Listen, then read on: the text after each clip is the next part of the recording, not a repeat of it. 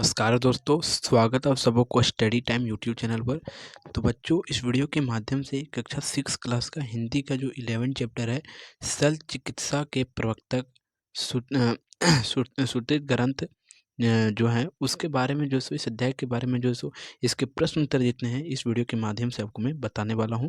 तो वीडियो को लास्ट तक जरूर देखें और ध्यानपूर्वक देखें, तब आपको जो सो इसके प्रश्न उत्तर जो सो सभी समझ आने वाला है।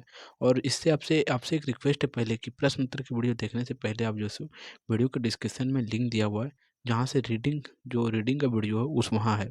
आप रीडिंग का वीडियो पहले आप देख लें, उसके बाद जो स्विच वीडियो के देखें, तब आपको और ज़्यादा समझ में आने वाला है। तो चलिए वीडियो को शुरू करते हैं। देखिए, कहते हैं लेखक ने वाराणसी का क्या महत्व बताया, कि लेखक जो है वह वाराणसी के बारे में क्या महत्व बताएं। तो अगर आप अध्याय को पढ़े रहते हैं और अगर वीडियो देखे हैं, तब जो सो आप उसका आंसर जो सो आपका दिमाग में चलता होगा। और अगर नहीं देखें तब जो सो आप नहीं समझ पाते होंगे अच्छा तरह से। तो जो सो आपसे एक रिक्वेस्ट है फिर से कि जो सो आप जो सो पहले इसके अध्याय का रीडिंग का वीडियो देख लें, उसके बाद जो सो इस वीडियो को देखें। तो डिस्क्रिप्शन में लिंक दिया हुआ है, अभी तुरंत जाके पहले देख लें। देखिए, कहते हैं वाराणसी भारत का प्राचीन नगर है और यह गंगा तट पर बसा हुआ है। इस नगर का सैकड़ों वर्ष पुराना पुराना भव भव भव्यशाली व्यवसायी इतिहास रहा है। और इस नगर प्राचीन काल से ही शिक्षा नगरी के केंद्र है। कहने का अर्थ है कि जो सो वाराणसी जो हमारा है, जो यूपी के यूपी जिले सॉरी यूपी राज्य उत्तर प्रदेश के राज्य में एक जिला है। वहाँ जो सो वह जो सो जिला हमारे जो सो भारत में जो सो शिक्षा के केंद्र के लिए प्राचीन काल से भी फेमस था, और अभी भी जो सो वह प्रसिद्ध है, फेमस है।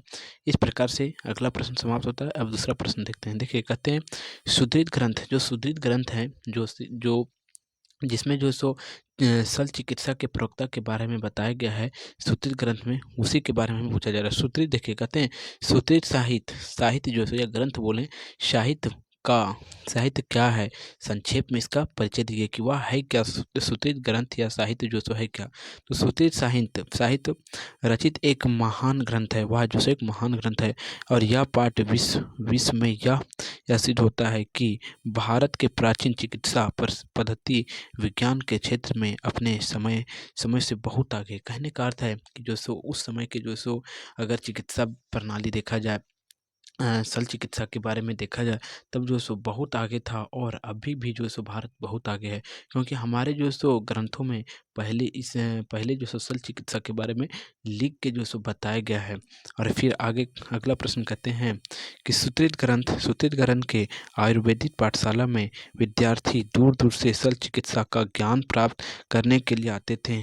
किस प्रकार के विद्यार्थियों को यहाँ प्रवेश मिलता था, कि किस प्रकार के विद्यार्थी को जो सो, जैसे कि कोई मान लीजिए कि स्टूडेंट होता है, वह किसी प्रकार का कंपटीशन का एग्जाम देता है अभी के ज़माने में, तो वह जो सो वह कंपटीशन का परीक्षा पास करता है तभी तो दे पाता है।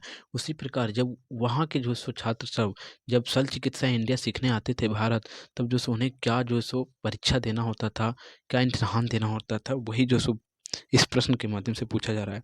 तो कहते हैं प्रवेश द्वार के लिए शिष्यों को कर्म मूल के फल फूल पौधे पानी भारी भारी भंडार समुद्र तट मिट्टी के ढांचे और मलमल मलमल से बने बने मानव पुतला पर अभ्यास कर सिद्ध करना था। जी कि चीरा कहाँ लगाना है, कैसे चलाना है, सुई कैसे दी जाती है। कहने का अर्थ ये बनता है कि जो सो पहले जो सो स्कूल में या जो सो विश्वविद्यालय में जो सो प्रवेश लेने से पहले जो सो वहाँ के जो गुरु थे, शिक्षक थे, वह जो सो पहले विद्यार्थी को जो सो ये सब का जो सो ज्ञान है या नहीं है, यह चीज़ जो सो उन्हें परीक्षा देना होता था। और वह परीक्षा में जब उत्तीर्ण होते थे, तब जो सो उन्हें प्रवेश मिलता था वहाँ। फिर आगे अगला प्रश्न करते हैं।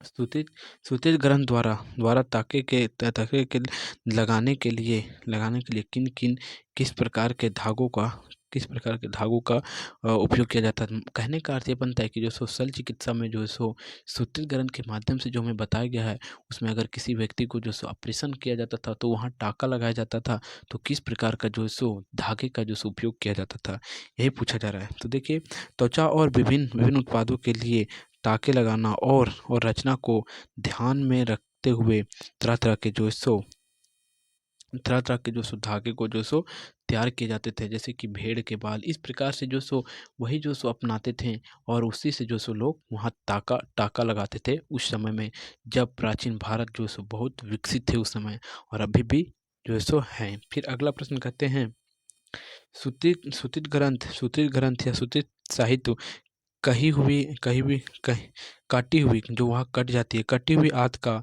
इलाज किस प्रकार करते थे? इनकी तकनीकों को विलास विलक्षण क्यों कहा गया है?